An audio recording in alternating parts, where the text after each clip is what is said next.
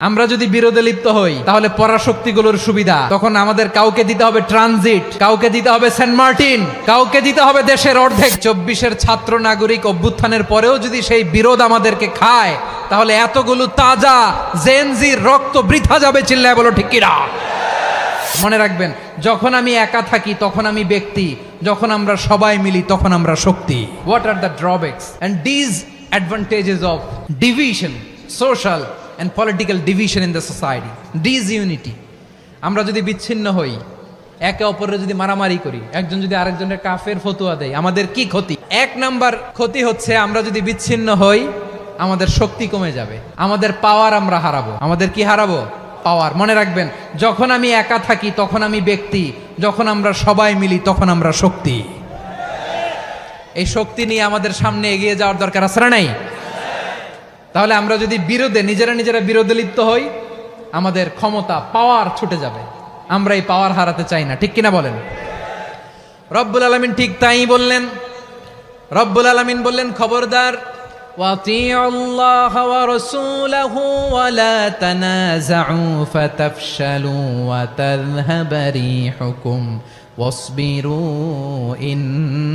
ইন্নাল্লাহা মা'আস সাবিরিন। আল্লাহর আনুগত্য করো, নবীর আনুগত্য করো, কিন্তু খবরদার নিজেরা বিরোধে লিপ্ত হয়ো না, নিজেরা মারামারি করো না, তাহলে তোমাদের শক্তি কমায় দিবে কে? ফাতাফশালু, তোমরা সাহস হারাবা, ওয়া তাযহাবা রিহুকুম, তোমাদের শক্তি কমে যাবে, পাওয়ার কমে যাবে। তাহলে আমরা যদি নিজেরা মারামারি করি, আমরা নিজেরা যদি বিচ্ছিন্নতায় লিপ্ত হই, আমরা যদি মতানৈক্য করি, তাহলে আমাদের শক্তি কমে যাবে, ঠিক কিনা? আমরা শক্তি কমাবো। আচ্ছা, ছোট্ট একটা বাঁশের কঞ্চি যদি আপনারা দেয়, পায়ের মধ্যে ধাক্কা দিয়ে ভাঙতে পারবেন না? এরকম বাঁশের কঞ্চি যদি 20টা একসাথে জোড়া লাগায় দেয়, ভাঙতে পারবেন? কথা বোঝে নাই মনে হয়। চিকন একটা বাঁশের কঞ্চি দিলে ভাঙা যাবে না? এরকম চিকনই 20টা বাঁশের কঞ্চি একসাথে লাগাই দিলে ভাঙতে পারবেন? কারণ যখন আমি একা থাকি তখন আমি ব্যক্তি, যখন আমরা সবাই মিলি তখন আমরা শক্তি। আমরা যেন শক্তি না হারাই। আমরা বিরোধে লিপ্ত হলে আমাদের শক্তি কমে যাবে। এই হচ্ছে 1 নম্বর ডিসঅ্যাডভান্টেজ। 2 নম্বর ডিসঅ্যাডভান্টেজ হচ্ছে আমরা নিজেরা বিরোধে লিপ্ত হলে অন্যরা আমাদের মাথায় কাঁঠাল ভেঙে খাইতে সুবিধা হয়। কথা বোঝেন নাই? আমরা যদি বিরোধে লিপ্ত হই তাহলে পরাশক্তিগুলোর সুবিধা তখন আমাদের কাউকে দিতে হবে ট্রানজিট, কাউকে দিতে হবে সেন্ট মার্টিন, কাউকে দিতে হবে দেশের অর্ধেক। চিল্লায় বলো ঠিক কিনা? নিজেদের প্রবলেম সলভ করার ক্যাপাসিটি আমাদের আর থাকবে না।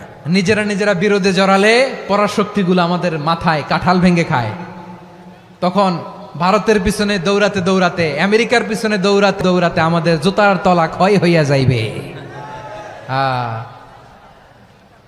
নিজেদের প্রবলেম সলভ করা যাবে না। আমরা যদি অন্যের পিছনে না দৌড়াতাম আর এই বিরোধকে থামাতে পারতাম, বাংলাদেশ আজকে যেখানে আছে তার কমপক্ষে 50 গুণ সামনে থাকতো। চিল্লায় বলেন ঠিক কিনা? তাহলে 1 নম্বর ক্ষতি হচ্ছে আমাদের পাওয়ার লেস হয়ে যায়, আমরা দুর্বল হই যদি আমরা বিরোধ করি। 2 নম্বর হচ্ছে পরাশক্তিগুলোর সুবিধা নেয়। 3 নম্বর হচ্ছে আমাদের উন্নয়ন, দেশের উন্নতি, অগ্রগতি, এটা স্থবির হয়ে যায়, এটা বাধাগ্রস্ত হয়। প্রিয় ভাইয়েরা, ইউনিটি, ঐক্য হচ্ছে একটা দেশের উন্নয়নের মূল ভিত্তি। ইউনিটি অফ এ কান্ট্রি, এটা হচ্ছে একটা সাস্টেইনেবল ডেভেলপমেন্ট, সোশ্যাল স্ট্যাবিলিটির জন্য এটা অনেক গুরুত্বপূর্ণ। এজন্য বিরোধের কোনো স্থান আমরা দিব না, আমরা ঐক্যবদ্ধ থাকবো ইনশাআল্লাহ। বলেন। আর কখনো কাউরে কাফের বলে গালি দিবেন? তুই জাহান্নামী বলবেন? ঝগড়া লাগলে লাগাই দিবেন? তাহলে কি করবেন? মিলায় দিবা। আওয়াজ করে বলেন, কি করব? প্রিয় ভাইয়েরা, এই বিরোধ গত 50 বছর তো আমরা দেখেছি। ধর্মীয় অঙ্গন বলেন, সামাজিক অঙ্গন বলেন, রাজনৈতিক অঙ্গন বলেন, এই বিরোধ আমাদেরকে শেষ করে দিয়েছে।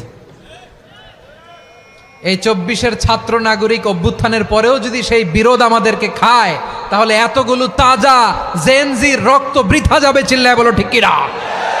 বৃথা যেতে দিতে চাই না, আমরা ঐক্যবদ্ধ থাকতে চাই। রাজি আছেন? আমরা আর কাদা ছোড়াছুরি করব না। অনেক হয়েছে, আন্না, এবার থামুন। অনেক হয়েছে, আন্না।